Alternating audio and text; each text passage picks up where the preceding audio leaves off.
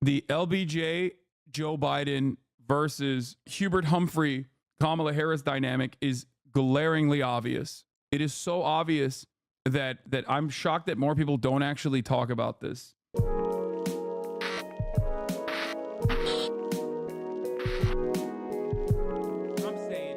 All right, let's do the Harry Enten analysis. On stage at the VMAs to call on voters to register, young voters especially, to register to vote. The night before that, she had announced her support for Kamala Harris. And one voter registration group has pointed to a huge spike in traffic and telling CNN the swift effect is undeniable. Let's look at all of this. Harry Enten is here. So, undeniable. Great You word. get to be the judge on that. This all gets to young voters. Yeah. How much does she need help? How can? Yeah, I mean, why does Kamala Harris welcome Taylor Swift's support? Why does she need the help? Well, let's just point out something that I have been noting all along during this campaign, and that is the underperformance that both Joe Biden and now even Kamala Harris has among young voters. All right, so this is the Democrat versus Trump margin among voters age 18 to 29 or under the age of 30. You go back 4 years ago at this point. Look, Joe Biden had a 28-point advantage. A 28-point advantage over Donald Trump. Now, you look when Joe Biden dropped out of the race, he was up by just 7 points. Now, Kamala Harris has improved on Joe Biden's standing, but look at this. She's only up by 15 points. That is significantly less than Joe Biden was up at this point among the youngest voters in our electorate. It's only about half the margin that Joe Biden was pulling in. So Kamala Harris will absolutely welcome in the support of Taylor Swift if she can move young voters at all, because the bottom line is Kamala Harris is, in fact, not doing as well among young voters as you might expect a Democrat to necessarily be doing based upon history. And what we heard from Taylor Swift last night was a call to register to vote, get involved. Why? How much of voter registration and why is that key? How important is that? Yeah, I mean, look, let's go to the key battleground states of Pennsylvania and North Carolina, all right? And what we're going to do here is look at the Democratic advantage over Republicans in voter registration. This is party registration, registering as a Democrat, a Republican, or unaffiliated. Look, if you go back to September of 2020, look, among active voters in the great Commonwealth of Pennsylvania, you saw Democrats, look at that, a 559,000 voter edge over Republicans. You jump now, look, Democrats still have an edge, but look how much that's dropped. It's now just 169,000. We're talking about the Republicans closing the gap by nearly 400,000 voters in just a 4-year time span. You go to North Carolina, it's the same exact trend, right? You go back to September of 2020, you see Democrats with a 415,000 voter edge, and now they still hold an edge, but it's just 128,000. And of course, both of these states were determined by less than 100,000 voters. Sorry, my mom went and picked up Kaya from the vet. Do you find it incredibly interesting that mainstream media never tries to dive into why Kamala and Biden aren't doing really well with young voters? No, because that would require them to think about like progressive policy and how they should lean into certain things like that. And obviously, corporate-backed mainstream media absolutely hates having that conversation, because corporations hate having that conversation, because young voters are obviously very invested due to their current class status. Especially young voters are very interested in policies that are very progressive, and progressive policies are harmful to the corporate profit motive. They are harmful to the bottom line of corporations. That is precisely the reason why they will never talk about that sort of thing. Okay? That is also the reason why they have created this mythical narrative surrounding the undecided voter. It is a lie, okay? I don't know how else to describe it. It is a lie. This mythical undecided moderate is always in the middle on these issues. They're the middle of the road guy who's just simply in between the Republican Party and the Democratic Party. The median voter in the United States of America has some collective total of the most insane and oftentimes inherently contradictory positions. You have to look at what their priorities are in their top 5 things that they care about and try to tackle those issues. That's it. That's how you win. And when you look at the top priorities for people, year over year, it is always going to be people that want, healthcare to be affordable or free. People that want educational attainment to be affordable or free. People that want rent to be affordable. Okay? Free would be even better, but you know what I mean. Like, those are the main things, right? Those are the main things that people care about. Those are the main things that impact their lives. And it's especially so for younger people. Okay. Why are they voting right then? Because in that okay, so here's how this goes. And I will use the example of Latino voters in the state of Texas, because I think that's one of the best examples that you can use in this regard. A lot of people go, why the fuck are Latinos in Texas voting for the Republican Party? This doesn't make any sense. What the fuck? They're a pretty solid, reliable voting bloc for the Texas GOP. Why? Well, because one, they've been, generationally Texans for a lot longer than most white people in this country. That's one of the reasons. And so, they don't consider themselves to be like in the same vein as like undocumented migrants in any capacity, and inherently might even have reactionary attitudes towards that sort of thing. But beyond that, Latino voters in general, especially in the South, consistently poll very positively on progressive economic policies, a bigger social, a bigger welfare state. They are for it, okay? But if one side is never actually advocating for that at all, and the other side is not advocating for that either, but at least they're giving them something that they care about, like if they're Catholic, for example, if they're very religious, for example, the other side, the Republican Party, regularly hits them on that note on issues like abortion, or consistently pumps their communities full of misinformation in terms of like, trans people, they're transing the youth, they're doing this, they're doing that. Especially if you have lower educational attainment across the board, okay, you are more likely to hyper focus on at least some of the things that these people are putting in front of you. Okay, that's it. And in defense of this, if the Democratic Party wanted to launch a solid defense against this kind of strategy, all they would need to do is offer the Hispanic voting bloc, the Latino voters in Texas, the Latino voters in all these other states, things that they care about, okay? Things that they care about, things that improve their lives, okay? But when they don't do that, and the other side at the very least like looks at their situation and says like, we're not gonna fix your material conditions, but hey, these guys are trying to make things worse for you. They're transing the children, and we're gonna protect abortions, or we're gonna make sure that nobody gets an abortion or whatever then yeah, they go, all right, well, this guy at least offers me guns, and I like guns. This guy at least offers me, at least tells me like I'm right to be angry, and that I should be angry at this thing that I don't fully understand. And then they go and vote for the Republicans. That's how it works. Half of my boyfriend's family is undocumented. They literally want to have family. They literally want to have family members who are citizens vote for Trump because Dems are transing the kids. And I don't know how to explain to them that they will get deported if Trump wins. Yeah.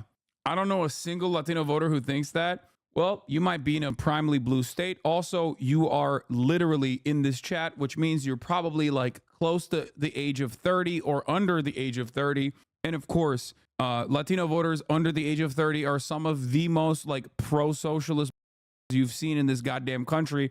They were the most reliable voting bloc for Bernard Sanders. So that's an entirely different conversation to be had there. We're not talking about you, okay? We're talking about seventh generation Texas, seventh generation Texans of like Mexican descent that have been in this country for longer than most white people in the Northeast, okay? Do you think Kamala is 13 on young people than Biden was in 2020 because all the Sneeko, Aiden Ross, Andrew Tate viewers being under the age of 18 back then? Young men are 50-50 now, or is it more so because of the greater awareness of the Democrats' policy on Israel-Palestine? I think it's both. People who had Texas moved to them. Yeah. The dudes who say the border crossed me. Yeah. I'm from Texas and Latino. Half of my extended family is hardcore MAGA. My parents still talk to this day about how how great Reagan was for giving them amnesty. That's the other side of the equation too. Leftist Latinos really need to start speaking up. Latinos are about to overtake the white people in the next decade as the majority Republican voters. I mean, Latinos are the white people in this equation, at least in terms of like census data and the way that like a lot of Latinos view themselves. Whiteness is not about the color of your skin. Whiteness is a socio-political construct. Okay. And there's hella Latino voter blocks that have already been firmly committed to the white voter bloc, regardless, like Cubans, right? And what is actually currently happening is that with the reactionary slant that you're seeing, there's even like Mexican dudes and Guatemalan dudes and shit that are also now joining that categorization. When will they stop trying to use colors with this concept? Is single-handedly is keeping it from being understood by the masses? No, not single-handedly being. That's only one of the tricks that is being used to undermine the truth and change public sentiment. This is an inherently white supremacist system. It's there's a shitload more propaganda, trickonology. Yeah. I will never forgive Yakub. I will never forgive Dr. Yakub for inventing white people. He ruined the planet. Back in 2020. So the bottom line is Republicans have been doing a significantly better job of registering voters than Democrats have been doing over the last 4 years and getting folks to switch over from Democratic registration to Republican registration. So yeah, Kamala Harris would definitely welcome the idea if Taylor Swift could bring in some more younger voters, Democratic leaning voters in the electorate, because the bottom line is they are just spoon feeding libs talking points as to why they are the greatest because these idiots are tribalism incarnate. Another Bush Republican endorsement. Alberto Gonzalez, oh my God, who was President George W. Bush's attorney general, found legal rationale for torture and warrantless surveillance of American citizens, endorsed Vice President Kamala Harris. J.D. Vance went on a podcast called Viva Fry and said that we are currently in an internal battle that is a continuation of the Civil War, and he's on the side of the South. Couldn't be more of on the nose if a Hollywood lib spoofed it. That's insane. I need to see the video. Come on, dog. Oh, that's so good. That's so good. Oh, this guy is literally he is poison, man. He is poison. He is so, how can you be this bad, dog? I mean, dude, I swear to God, it's column A, column B, column A, column B every single time. You're a senator from Ohio. What the f*** is wrong with you? You literally played a formative role, okay, on the other side, or your ancestors did. That's number one. But what I want to talk about is how funny it is that we just got done being like, the Democrats are just like playing to lose. They're playing scared. They're not reflecting like what people on the ground want from them, right? And immediately it's like, these guys are just exploding. They are so bad, dude. How? It feels like it's a race to the goddamn bottom at this point. Like, you have to understand, like, who does this appeal to, my man? Like, you already have the base. You already have the base. Who is like, oh, hell yeah, J.D. Vance is not gay and loves the Confederacy? Well, I wasn't voting for Trump, but now that I know his idiotic baby man with a beard and mascara is actually saying the South's going to rise again, I'm going to vote for Trump extra hard. Like, that's a guy who was voting for Trump already. Who are you messaging to? I love this fat baby man with a beard. It's going to bring out the Klan voters. Dog, if you think the Klan voters weren't already primed to vote for the Republican Party, I don't know what to tell you. They don't need any additional messaging. The only thing that this does is piss some people off in the North who are like, oh, what the f*** are you saying? Mike once told me that American history is it's a constant war between Northern Yankees and Southern Bourbons, where whichever side the hillbillies are on wins, right? And that's kind of how I think about American politics today. Wait, what? But the Confederacy, what? Who were the? Is he saying the hillbillies were on the northern side? Is like the Northern Yankees are now the hyper woke sort of coastal elites. The Southern Bourbons are sort of the same old school Southern folks that have been around and influential in this country for 200 years. And it's like the hillbillies have really started to migrate towards the Southern Bourbons instead of the Northern woke people. That's just like a fundamental thing that's happening in American politics. What the f*** are you talking about, bro?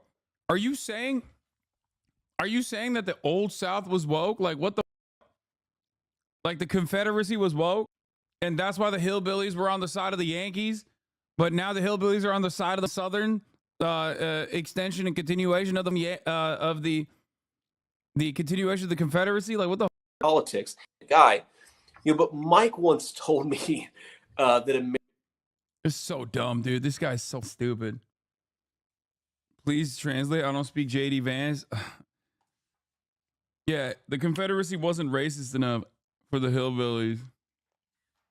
I love these guys so much. Like, these right-wing podcasters who are like, we're the real Americans. And it's like, dude, you are just as gay as everyone else, okay? Straight up.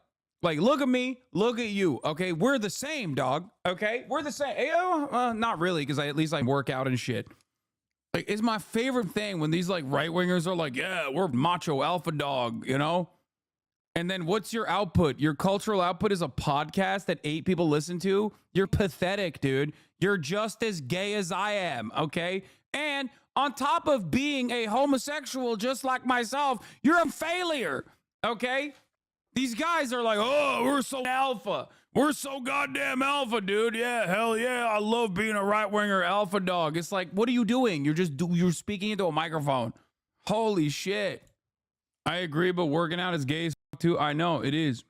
I work at Boeing and I'm back from voting to strike. The result will be ready by 9 p.m. tonight. 33,000 workers about to strike. Let's go, baby. Congratulations to the Boeing workers. It's strike time. I think JD's so desperate, he would come on your show even. Ugh.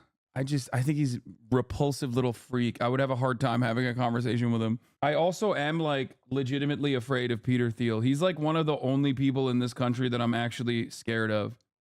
Like, not even a joke. Why? Peter Thiel?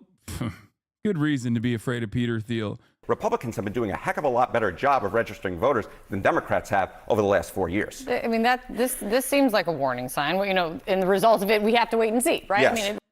I mean, the Dem edge over GOP and voter registration is dropping in key states. I don't know what the current registered voter number is. I think this is just like new registered voters.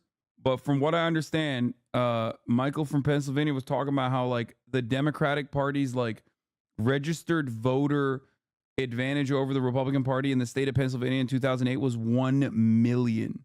1 million. 1 million. Okay. That's pretty crazy. Here, let's talk about one other aspect of the youth vote. The thing, John, is that right now on the ground here in the U.S. with young voters, particularly young voters who are not white, the issue that they are talking about is not Ukraine. The issue that they're obsessed about, and I would say rightly so, is what's happening in Gaza. So that, I would say, I would have liked for the debate to have spent a little bit more time on international issues, on the question of Gaza. And I just have to say that in that moment when Kamala looks at Donald Trump and says this, right? Wait, what do you mean? This is on Christian Amanpour, chat. This is no one is watching this, okay? I'm sorry. This might as well be CNN International, okay? You're not going to see this. New York Times is not going to incorporate this to their analysis ever. And Jake Tapper's never going to utter those words, and neither is Dana Fash nor Anderson Cooper. When she looked at him and said it to his face, you are considered a disgrace. Also, she said rightfully so. So before you yell about that. Obsessed about, and I would say rightly so, is what's happening in Gaza. So that, I would say, I would have liked for the debate to have spent a little bit more time on international issues, on the question of Gaza. And I just have to say that in that moment when Kamala looks at Donald Trump and says this, right? When she looked at him and said it to his face, you are considered a disgrace. On the international scale, this is where people are just like, wow, this is going to be the president? This is going to be our president again, when it's not just Ukraine, now it's Gaza.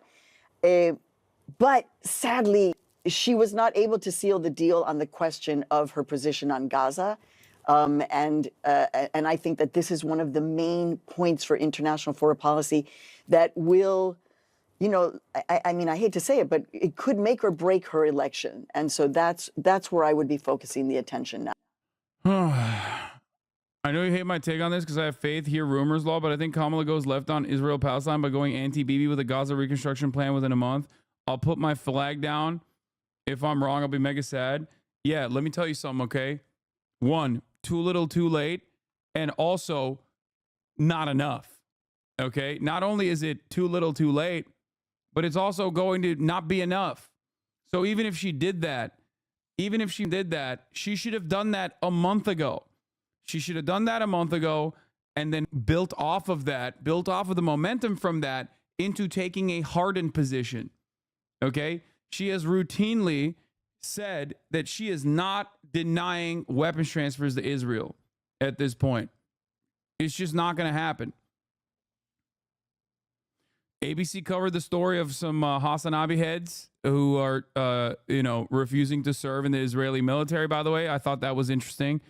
I thought that was fun. The main thinking is that she's waiting until it's too late for AIPAC to spend election money. I'm pessimistic, though. Yeah, that's crazy. That's crazy. Because let me tell you something. Okay? At that point, it's done. Okay? It's done. Like, people need time to trust you. Okay? People need time to believe you. And if you have spent that time, if you have spent all of that time since the swap out, positioning yourself directly in opposition to the point that you're going to inevitably arrive at, it's going to be too late. Okay? Early voting has already started. You can't go Holocaust Harris mode for like the past 2 months and then be like, oh, just kidding, actually. We're going to switch that off. And knowing how the Democrats operate and knowing how she's communicated on this issue with like some of the residual Obama stank associated with this kind of sentiment, like the NGO focused approach to the subject matter, where she says like Palestinians need self-determination. Like, as every other day, there's like 70 Palestinian children that are being wiped out by American weapons that we're shipping them still. Okay. You don't share the opinion that people think she's trying to hint at a better position for Palestine, but can't go full on without basically contradicting Joe Biden that she's still vice. Yeah, no, I don't. I think that's bullshit. And if that's the case, then it's not only is it cowardly, but it's also idiotic. And I gave you a historical reason as to why that's idiotic, okay, with LBJ. It was a failure. It was a failure of Humphrey to do this far too late. And, you said it first, and I found an article about LBJ's Vietnam issue. Yep. The specter of Hubert Humphrey haunts Kamala Harris.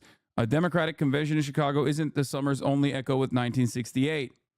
After the Democrat in the White House decided not to run for re-election, the VP got the presidential nod.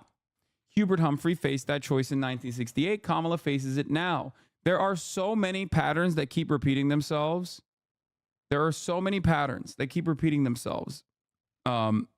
That have happened throughout American political history.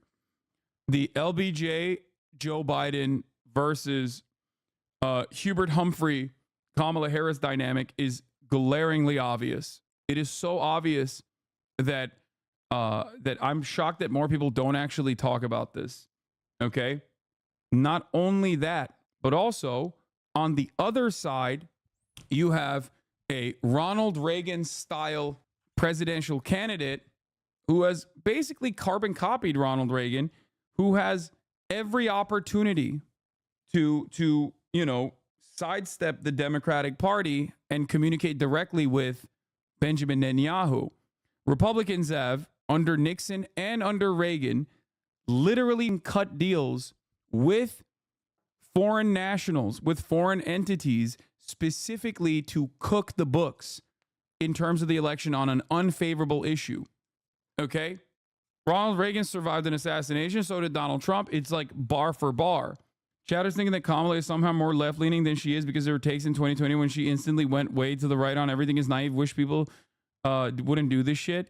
I mean, that's why I was always very careful. I was to not instill an to not create like a sense of confidence in Kamala Harris of her like being secretly this like progressive. The reason why I didn't want to do that is because I told you, like, a California senator in 2019 was always going to be more progressive than their actual ideological, their actual real opinions and how they would legislate, because they have no power. When Democrats have no power, they'll act like they're Maoists. She just made $600 million in 2 months. What is Chatters yapping about? Hasanabi talking to an average American voter be like, nerdy ass politics chatter needs to understand who really votes. Yeah, this is the other side of the equation. She has fundraised $1 billion. Okay, she has fundraised $1 billion since she was announced. According to leftist YouTubers, you apparently didn't do that. It's like they don't listen to any words you say. Yeah, they're leftist YouTubers, brother. What are we talking about? Like, I'm sorry, no disrespect. I love them all, but they're leftist YouTubers, okay? They do not represent a real constituency. It's not a real, we're not having a serious conversation at this point. There's a reason why I never talk about like other leftist YouTubers if they, you know, have analysis that I disagree with, because why the fuck would I do that? Like, Republican YouTubers literally have the capacity to change political discourse in this goddamn country and even promote pogroms. Leftist YouTubers don't have that capacity at all. They don't have anything.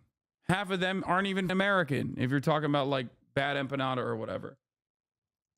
Yeah, I mean, this is a funny take, but this is the average American. High likelihood that the person that you are subjecting to the death penalty might not have actually committed the crime. There are plenty of people who are currently on death row, including a very famous case of a man in Texas. It's your state.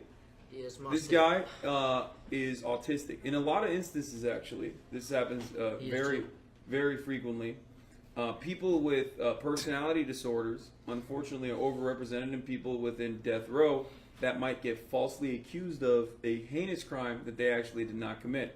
The famous case in Texas I'm referring to is an old man who's been in prison, I believe, on death row for, 25 years at this point. The main detective who actually prosecuted him, or I mean not prosecuted, but arrested him and investigated the case, now thinks he's innocent and is trying to get him off death row, but he still cannot do that. Let me stop you right there. What? Yeah. Kamala Harris raised $47 million in the 24 hours after the debate, her biggest 24-hour period since the launch days. I think these are also the reasons that, okay, these two stories, I'm going to show you side by side, okay? This Kamala Harris campaign raised $47 million in the 24 hours after the debate. And this, J.D. Vance went on a podcast called Viva Fry and said that we are currently in an internal battle that is a continuation of the Civil War and he's on the side of the South. Okay? Those two stories back to back is exactly why I still think Kamala Harris is going to win. Okay? That's it. Like, Republicans have horrible instincts and they're leaning into like the most insane shit when they could be running an adequate campaign, but they just refuse to do so. They refuse to be normal. Okay? And the Democrats do have a lot of promising prospects, let's say, like that show that there is a lot of popularity or there is a lot of need. Here's a TikTok from a Hasanabi head that sums up what you've been saying about Kamala. Hasan Piker said that Democrats will always manage to snatch defeat out of the jaws of victory, and he is so correct. We're 2 months out from the election, about 30 days before... I saw this TikTok. It's a great TikTok.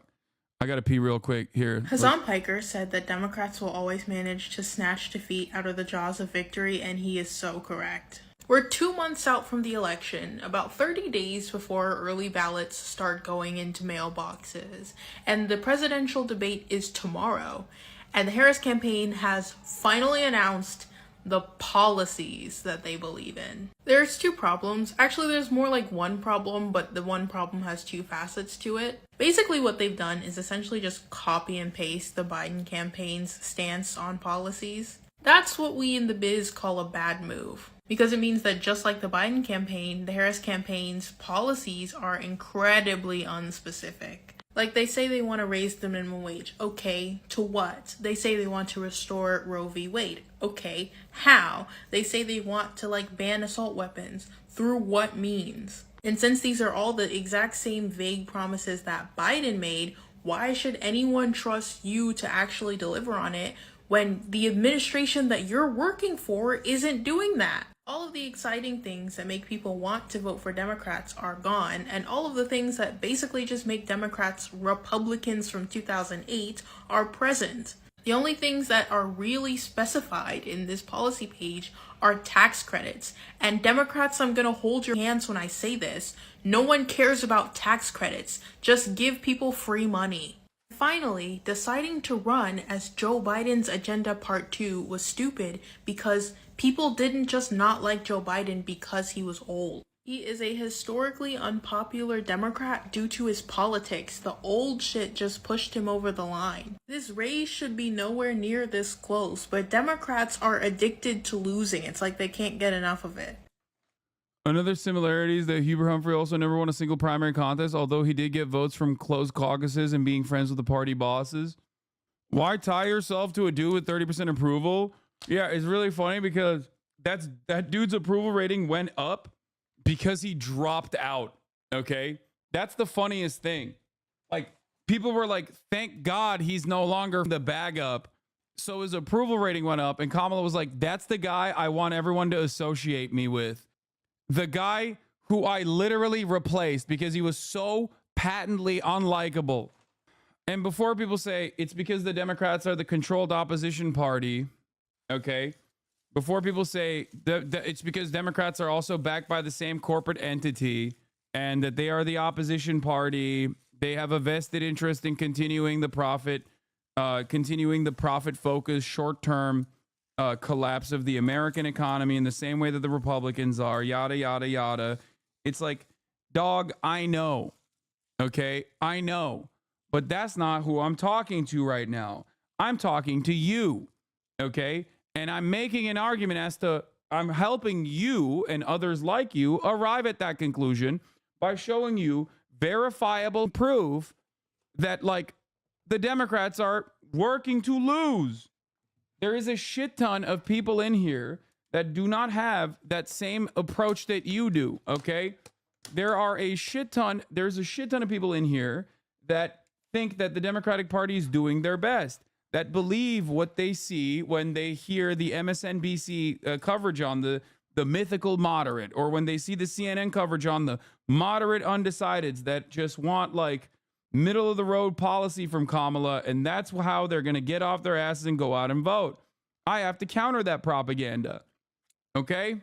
I have to counter that propaganda. That's my job, is to counter that propaganda. That's what I'm doing when I do that. Okay? But yes, that underlying basis for why the Democratic Party operates that way is, of course, true. And I talk about it all the goddamn time. Just now is not the time for that. Registration doesn't equal votes, but it's something of an indicator. It's an indicator. Speaking of indicators, what is the Swift effect? Yeah, what is the Swift effect? So, look, what do we know? Visitors to vote.gov due to Taylor Swift, who clicked on that link on her Instagram post. As of 2 p.m. yesterday, look how many folks clicked on that link. It was 338,000 folks. Now, not all those folks, obviously, are going to register to vote. But the bottom line is, this is a ton of folks who could be entering the electorate. Look, it's not necessarily something that's going to change the election if Donald Trump ends up winning by 2 or 3 points. But of course, the votes in these key battleground states are so tight that any help that you could get at all, this is a clear effect of folks going and getting interested to register to vote. You saw last night Taylor Swift again urging folks to go register to vote. Democrats will take any of the help because the bottom line is this election is so close that any small impact could be all the impact in the world, Kate. Are you saying turnout matters? Turnout. Sarah? You two goofs. All right, so how much of an impact might Taylor Swift make with young voters? I'm joined now by CNN political commentator Van Jones. He's also a former Obama administration official, and Meredith McGraw, national politics correspondent for Politico. Van, to you, we have to see if there is a Swiftie effect.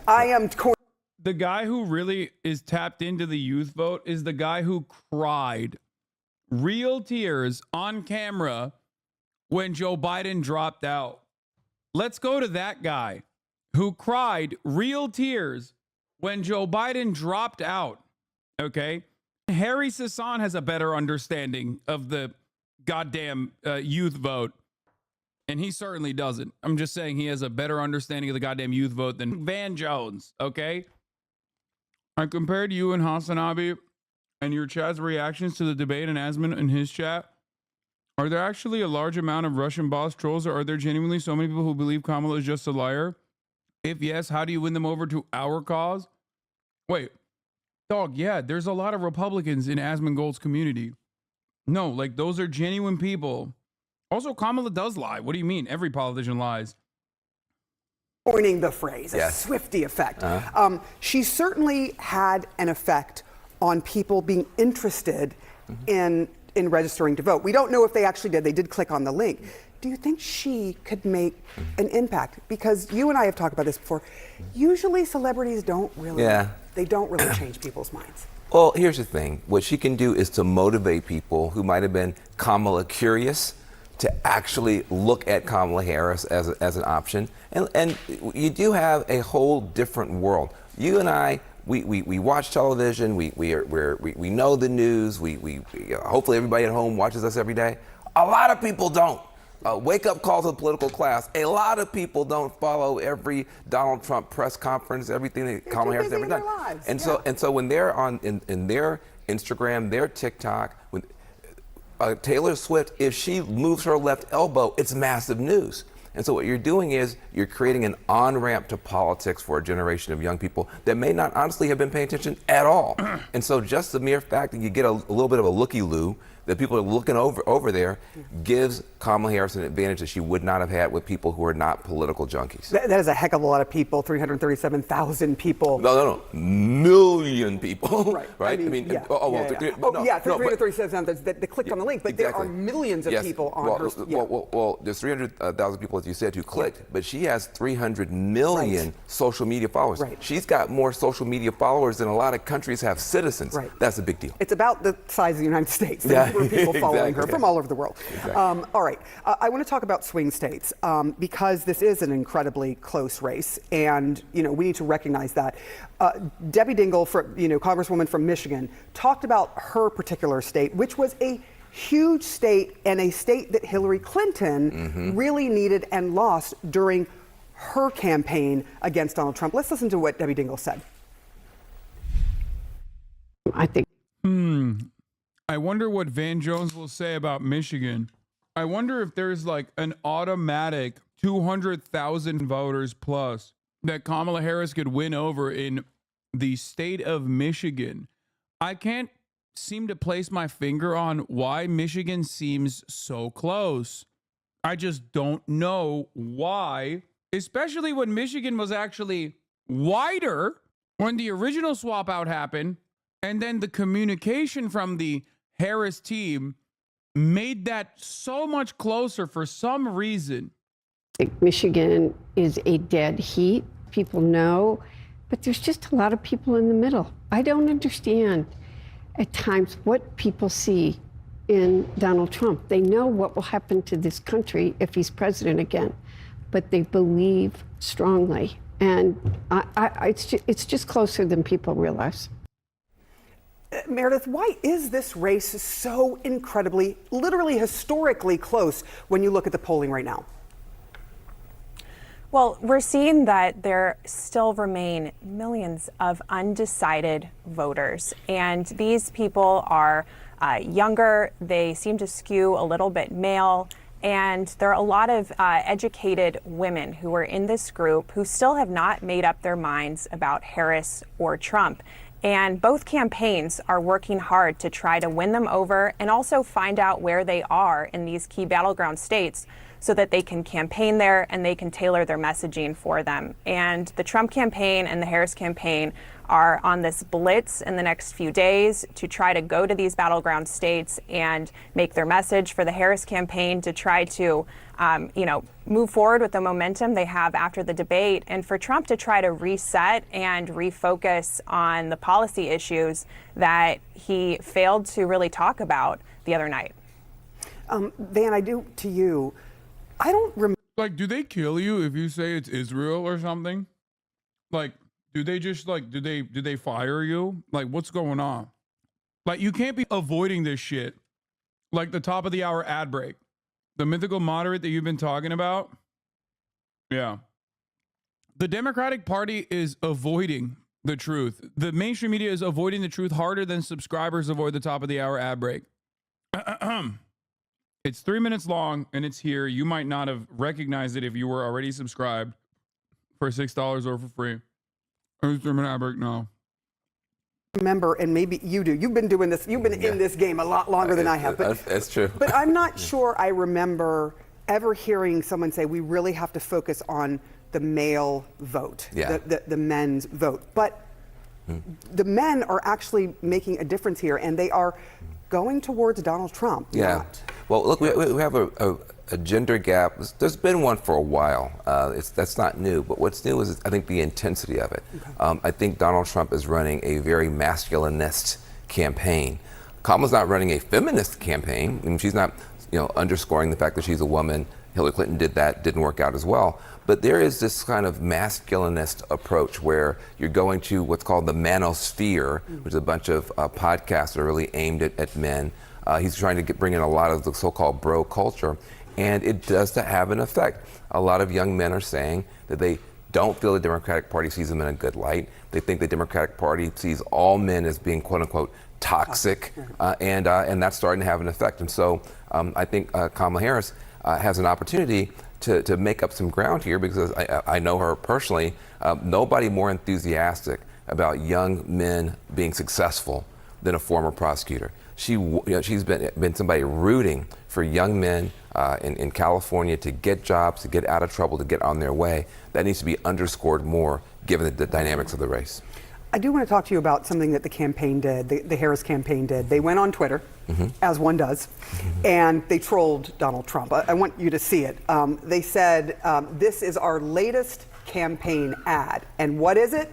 It is simply the entire debate. There's that laugh again. There it is. I'm just saying, that's kind of mic drop on that. I love it. It's fun. It's funny because, she whooped him, and I think that Kamala Harris did something that no politician's been able to do in this whole past decade. Donald Trump has been eating up politicians like Pac-Man.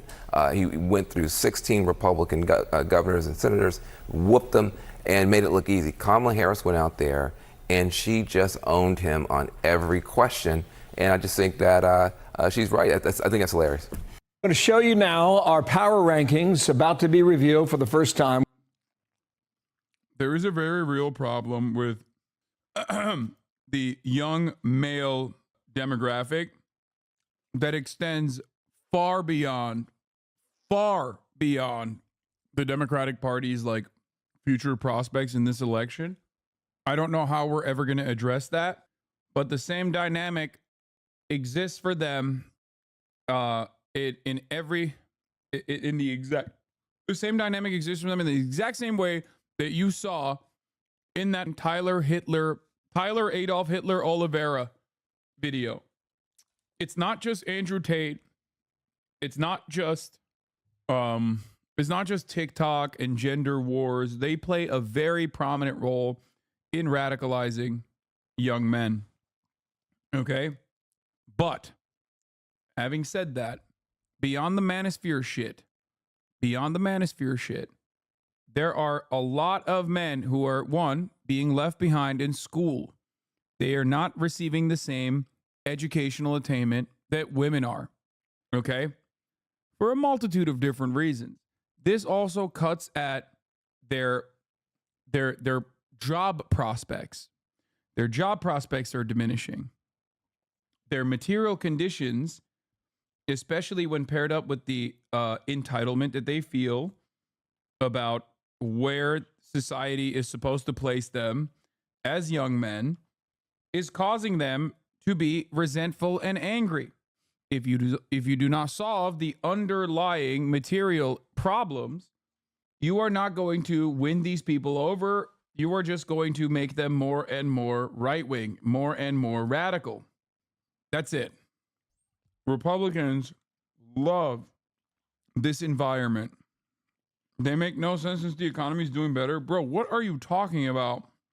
The post-COVID recovery bump understanders or the post-COVID recovery bump explainers objectively forgot that the economy, not by the metrics that you look at the economy on, but just like by how people experience the economy, how like real working class people feel about the economy was never good.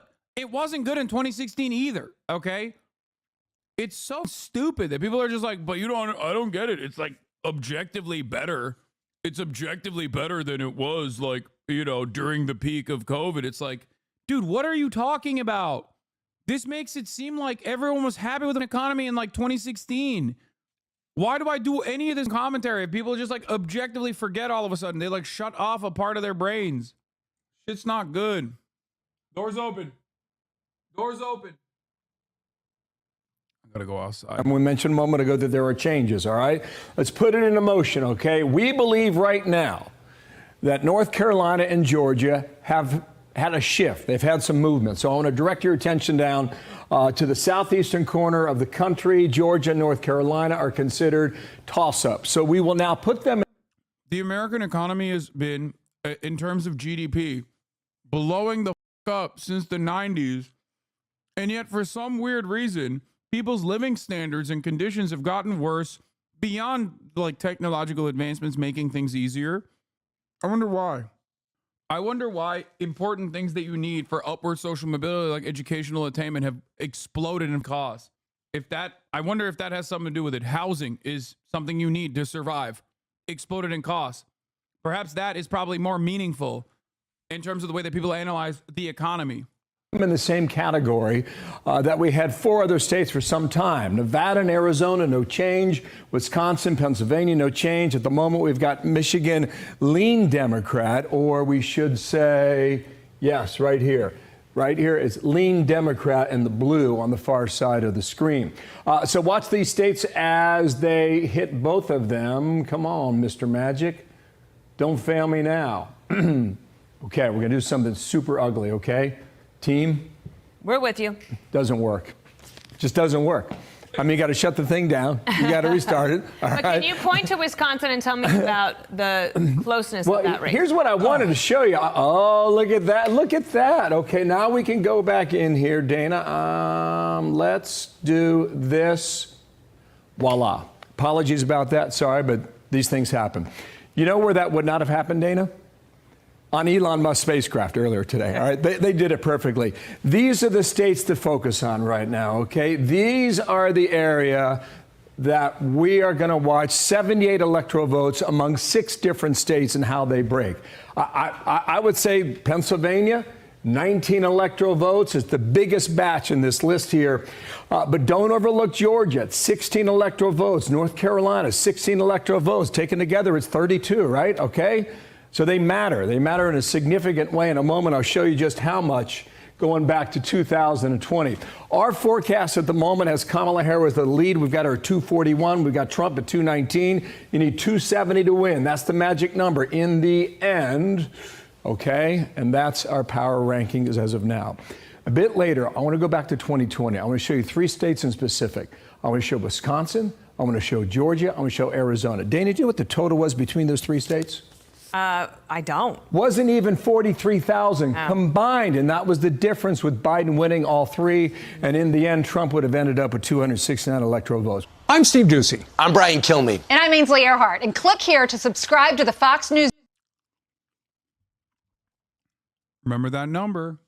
Remember that number. This is why I told you the uncommitted movement was very important, but nobody listens to me. Because what the f*** do I know? Donald Trump was objectively less popular back then at the end of his presidency than he is now. He had 4 years of Democratic Party incompetence from the eyes of the broader electorate and a shitty-ass economy, numerous world wars to benefit from. He obviously is really bad at campaigning. He has a hard hill to climb because people straight up have made their minds on him. Having said that, however, this is why I always say this is the Democrats' race to lose. This is why I say it's the Democratic Party's race to lose.